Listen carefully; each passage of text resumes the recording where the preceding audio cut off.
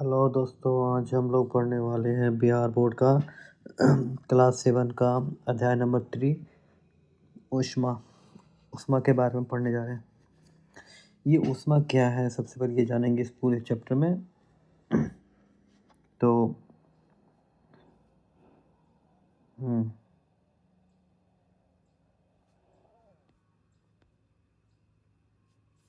चलिए स्टार्टिंग करते हैं कि सबसे पहले हम पता करते हैं कि ऊष्मा के बारे में।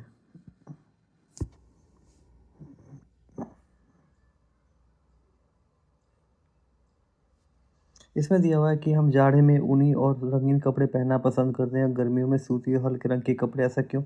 ये कपड़े किस प्रकार से हमारे शरीर को आराम पहुंचाते हैं, किस प्रकार गर्मी और सर्दी से हमें बचाते हैं? क्या आपको जानने का प्रयास किया है कि विभिन्न ऋतुओं में विभिन्न प्रकार के वस्त्रों का उपयोग क्यों करते हैं? जाड़े के दिन में धूप अच्छी लगती है, गर्मी के दिनों में छाँव में रहना अच्छा लगता है। हम किस प्रकार किसी वस्तु के ठंडी अथवा गर्म होने का अनुभव करते हैं? हम किस प्रकार से जान पाते हैं कि कोई वस्तु कितनी गर्म और कितनी ठंडी है? तो इस अध्याय में हम उन प्रश्नों को उत्तर जानने की प्रयास करेंगे। जैसे इसमें तालिका 3.1 दिया हुआ है कि इसमें वस्तु का नाम आइसक्रीम है, चाय के कप में डाली गई चम्मच है, पूरी तलने के समय तवे की डांट है। तो वो बताना है कि ठंडा था कि गर्म था। ठीक है, तो अब ये तालिका को और लंबा करने का भी प्रयास कर सकते हैं। इन वस्तुओं को गर्मी या ठंडे के रूप में चिन्हित कीजिए। अब सावधानी, अधिक गर्म वस्तुओं को ना छुएं, आपकी उंगली जो है या त्वचा जल सकती है। आप ये भी जानते हैं कि कुछ वस्तुएं दूसरी वस्तुएं की अपेक्षा अधिक गर्म होती है, जबकि कुछ वस्तुएं दूसरे की अपेक्षा अधिक ठंडी होती है। तो हम छू को पता लगाते हैं कि एक वस्तु दूसरे की अपेक्षा अधिक गर्म है, जबकि दूसरी से अधिक ठंडी। परंतु क्या स्पर्श इंद्रिय विश्वसनीय है? आइए पता लगाते हैं। ठीक है, अब आते हैं कि ताप मापना। हम कैसे पता करें कोई वस्तु कितनी गर्म है?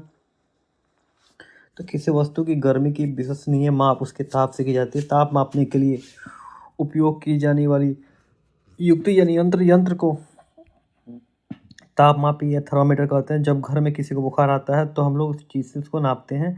शरीर का तापमान डॉक्टरी थर्मामीटर से मापा जाता है। ठीक है, घर में भी बुखार मापने के लिए थर्मामीटर रखी जाती है। ये डॉक्टरी थर्मामीटर है, आप चित्र 3.2 में देख सकते हैं, ये रहता है। डॉक्टरी थर्मामीटर में क्या होता है, एक लंबी बारीक और समान व्यास की कांच की एक नली होती है। नली आप देख रहे हैं, इसके सिर पे एक बल्ब होता है। ठीक है, ये बल्ब में पारा भरा होता है। गर्म करने पे बल्ब का पारा बारीक नली की ओर फैल जाता है, एक पतली चमकीली धारा के रूप में दिखाई देता है। यदि धारा ठीक से ना दिखाई देती हो तो थोड़ा सा घुमाने से दिखने लगेगी। थर्मामीटर पर आपको ताप मापने का एक या दो माप स्केल भी दिखाई देगा। उपयोग किए जाने वाला जो स्केल होता है ना, ये सेल्सियस तथा फ़ारेनहाइट में होता है। डॉक्टरी थर्मामीटर में हम 35 डिग्री सेल्सियस से 42 डिग्री सेल्सियस तक, इसको 44 डिग्री फ़ारेनहाइट से 108 डिग्री फ़ारेनहाइट तक माप सकते हैं।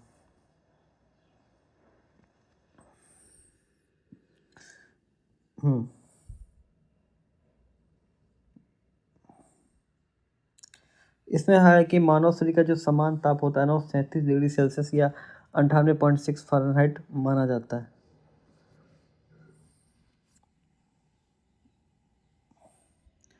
अब है डॉक्टरी थर्मामीटर में सावधानी क्या बरतना है आपको। मानव शरीर का ताप मापने के लिए उपयोग में लाया जाता है। इसमें किसी वस्तु का ताप मापने का प्रयास करने अथवा आगे के समीप ले जाने से यह टूट सकता है, ये सब बता रहा है। अब आते हैं लैब थर्मामीटर के बारे में, प्रयोगशाला तापमापी।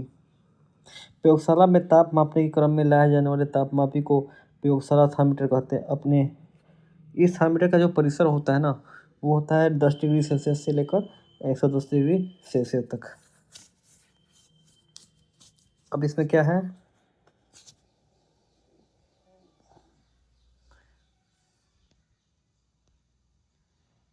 देखिए अब इसमें दिया हुआ है कि प्रयोगशाला तापमापी के उपयोग में क्या क्या सावधानी।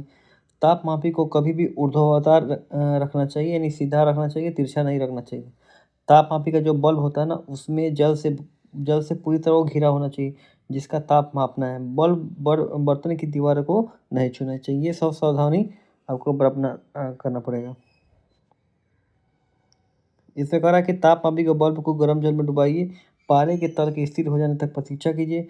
तल जब स्थिर हो जाता है तब पाठ्य उसका क्या उसमें आ रहा है वो पाठ्यांक नोट कीजिए। तापमापी को जल से धीरे धीरे बाहर निकालिए और ध्यानपूर्वक देखते रहिए। आप देखेंगे तापमापी को जब जल से बाहर निकाल लेते हैं तो पारे का तल धीरे धीरे नीचे आने लगता है। इसका अर्थ यह है कि प्रयोगशाला तापमापी का पाठ्यांक तभी नोट किया जाना चाहिए जब वो उस वस्तु में रखा हो जिसका ताप मापना है। स्मरण करना है कि डॉक्टरी थर्मामीटर का पठन जो होता है ना, मुंह से बाहर निकाल कर देखते हैं। यानी क्या तब भी आप प्रयोगशाला तापमापी का प्रयोग शरीर का ताप मापने के लिए कर सकते हैं। स्पष्ट है कि प्रयोगशाला तापमापी का प्रयोग इस प्रयोजन के लिए उचित नहीं है। यानी अगर आपको बुखार लगा है तो आप प्रयोगशाला लैब वाला थर्मामीटर का प्रयोग करेंगे तो वो सही थोड़ी ना है, वो उससे थोड़ी नहीं पता चलेगा। तो डॉक्टरी थर्मामीटर को मुंह से बाहर निकालने पर पारे का तल तुरंत नीचे क्यों नहीं चला जाता। डॉक्टरी थर्मामीटर में बल्ब के अगर किंग को देखिए या पारे को अपने आप नीचे गिरने से रोकता है। यानी किंग जो होता है ना वो रोकता है।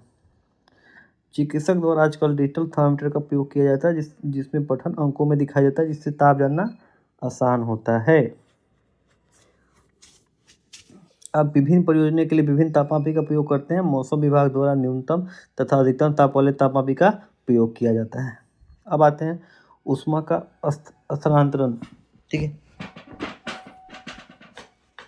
इसमें कह रहा है कि अभी तक हमने देखा कि कोई चीज़ जितना गर्म होगा उसका ताप उतना ही अधिक होगा। अगर किसी गर्म चीज़ को किसी ठंडी चीज़ के साथ सटा कर रखा जाए, जैसे गर्म दूध से भरे गिलास को ठंडा पानी से भरे कटोरे में रखा जाए तो क्या होगा।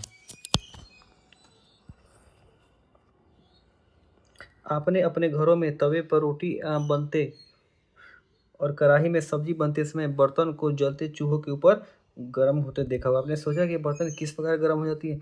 चूल्हे से हटा देने के बाद कुछ देर के बाद ये ठंडे हो जाते। क्या चूल्हे की जो लौ से उष्मा पाकर बर्तन गर्म हो जाता है तो पुनः बर्तन से उष्मा वायुमंडल अथवा परिवेश की ओर कैसे स्थानांतरित हो जाती है। इस प्रकार आप समझ सकते हैं कि दोनों स्थितियों में उष्मा गर्म वस्तु से ठंडी वस्तु की ओर प्रवाहित होती है। वास्तव में ऊष्मा सदैव गर्म वस्तु से ठंडी वस्तु की ओर प्रवाहित होती है। कोई वस्तु ज़्यादा ठंडी है या गर्म यह हम उस वस्तु के ताप की तुलना से जान सकते हैं।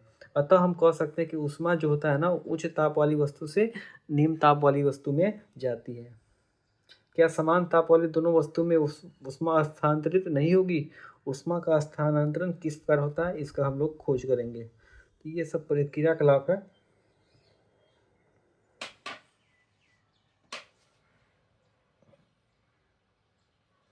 एक ऐसा प्रक्रम जिसमें ऊष्मा किसी वस्तु के गर्म सिरे से ठंडे सिरे की ओर स्थानांतरित होती है, इसे हम लोग चालन कहते हैं। तो ठोस में ऊष्मा का स्थानांतरण चालन प्रक्रम के द्वारा होता है।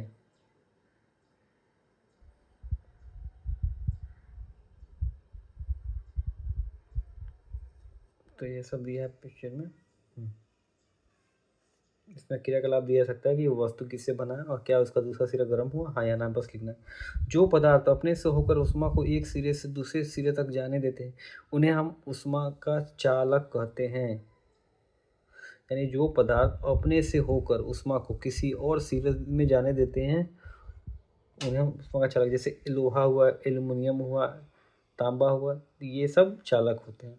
जो पदार्थ ऊष्मा को एक सिरे से दूसरे सिरे तक अपने से होकर आसानी से नहीं जाने देते हैं उन्हें हम कुचालक कहते हैं ऊष्मा का। जैसे प्लास्टिक हुआ, लकड़ी हुआ, तो ऊष्मा के कुचालक को ऊष्मारोधी कहते हैं। तो जल तथा वायु ऊष्मा के कुचालक होते हैं। तब इन पदार्थों में ऊष्मा का स्थानांतरण किस प्रकार होता है इसका पता लगाना है। इसके लिए क्रियाकलाप दिया हुआ है। जब हम जल को गर्म करते हैं तो लौ के पास ये जल गर्म हो जाता है। देखिए जल को गर्म कर रहे हैं तो लौ के पास वाला जल जो है ना ये गर्म हो जाता है और गर्म जल ऊपर उठता है और इस गर्म जल के आसपास का ठंडा जल इसका स्थान लेने के लिए आ जाता है। तो यह जल फिर गर्म होकर ऊपर उठता है तो आसपास से जल फिर इसके स्थान पर जाता है। तो ये प्रक्रिया तब तक चलती है जब तक फ्लास्क का सारा जल गर्म न हो जाए। ऊष्मा स्थानांतरण की इस विधि को संवहन कहते हैं। तो वायु में ऊष्मा का स्थानांतरण किस प्रकार होता है। धुआं किस दिशा में जाता है। तो वायु भी जल की तरह सबसे पहले लौ के पास गर्म होकर उठती है और आसपास की हवा उस स्थान पर आ जाती है। फिर यह संवहन की प्रक्रिया चलती रहती है। एक पिक्चर में आप देख सकते हैं किस तरह ऊष्मा का संवहन हुआ वायु में।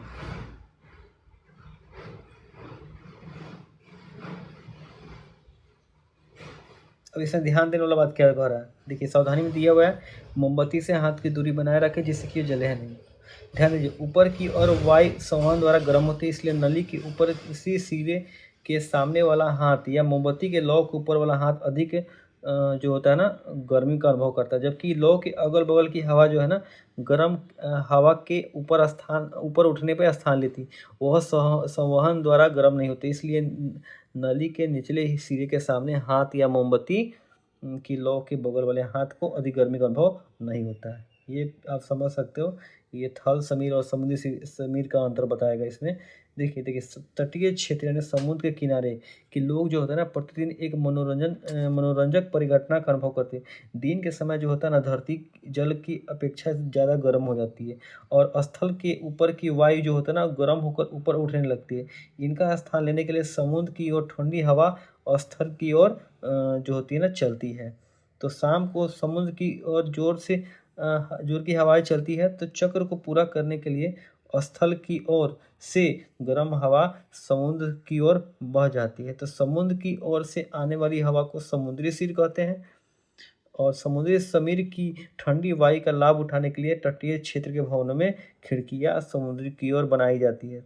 रात्रि में यह उपक्रम उल्टा हो जाता है, समुद्र का जल स्थल की अपेक्षा धीमी गति से ठंडा होता है, इसलिए सुबह तक स्थल की ओर ठंडी हवा समुद्र की ओर बहती है। यह थल समीर कहलाता है। इस प्रकार के समीर का कारण संवहन ही है।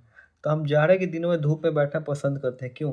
सूर्य से हम तक ऊष्मा किस पर पहुंचती है? ये चालन या संवहन द्वारा नहीं होता है, क्योंकि इन दोनों प्रक्रम से ऊष्मा प्राप्त करने के लिए माध्यम की आवश्यकता होती है। क्या सूर्य और पृथ्वी के बीच कोई माध्यम है? अधिकांश भाग निर्वात होता है, वायु ऊष्मारोधी होता है। सूर्य से पृथ्वी तक ऊष्मा आने का एक एक प्रक्रम है विकिरण। विकिरण द्वारा ऊष्मा हस्तांतरण के लिए किसी माध्यम की आवश्यकता नहीं होती, माध्यम हो या ना हो विकिरण द्वारा ऊष्मा प्राप्त होता है। उदाहरण के लिए अंगीठी, हीटर, चूल्हे के पास हम यदि बैठते हैं तो गर्मी का अनुभव करते हैं, यह ऊष्मा हमें विकिरण द्वारा मिलती है। तो चूल्हे के लौ से हटाने के बाद कोई गर्म बर्तन या ठंडा होने के क्रम में अपने परिवेश में विकिरण ऊष्मा स्थानांतरित कर देता है। जो सभी गर्म वस्तुएं विकिरण द्वारा ऊष्मा छोड़ती और विकिरित करती है। यह विकिरण प्रकाश की किरणों के रूप में होता है जिन्हें हम देख नहीं सकते। यह विकिरण जब किसी वस्तु से टकराती है तो कुछ भाग वस्तु द्वारा अवशोषित कर लिया जाता है और कुछ भाग परावर्तित हो जाता है। तो कुछ भाग पार हो जाता है, नहीं परागत हो जाता है। खिड़की में लगा कांच इसका उदाहरण। किसी कांच में लगी खिड़की के पास अपना हाथ रखिए जिससे होकर धूप अंदर आती है। क्या आप गर्मी का अनुभव करते हैं? यह ऊष्मा कांच को पार करके आपके हाथों को गर्मी दे रही है। ऊष्मा के अवशोषण के कारण वस्तु का ताप बढ़ जाता है। विकृत ऊष्मा के अवशोषण के लिए आवश्यक है अवशोषित करने वाली वस्तु निम्न ताप हो। अब देखिए सर्दी और गर्मी में हमारे पहनने के वस्त्र। आप जानते हैं कि हम गर्मियों में सूती और हल्के रंग के वस्त्र पहनना पसंद करते हैं, जाड़ों में ऊनी और गहरे रंग के वस्त्र क्यों? आइए इसका पता लगाते हैं। देखिए हम लोग जो ने क्रियाकलाप ये देखा, ये क्रियाकलाप जो दिया हुआ इसमें देखा, एक बार पढ़ लीजिए।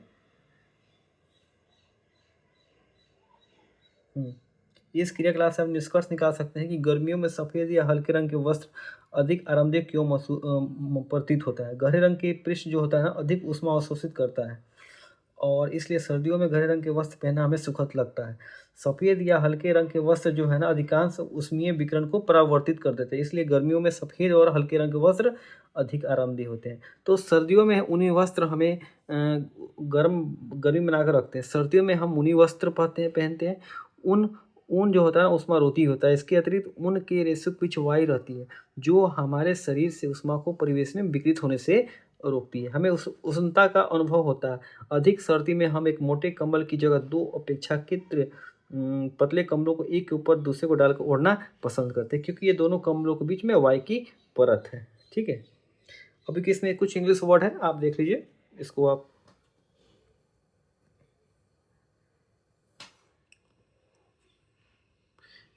इसके बाद इस चैप्टर में हमने क्या सीखा वो है, उसके बाद कुछ क्वेश्चंस आएंगे। इस क्वेश्चन को आप सॉल्व कीजिएगा, बनाइएगा, पढ़िएगा, याद कीजिएगा, आपको काम आएंगे।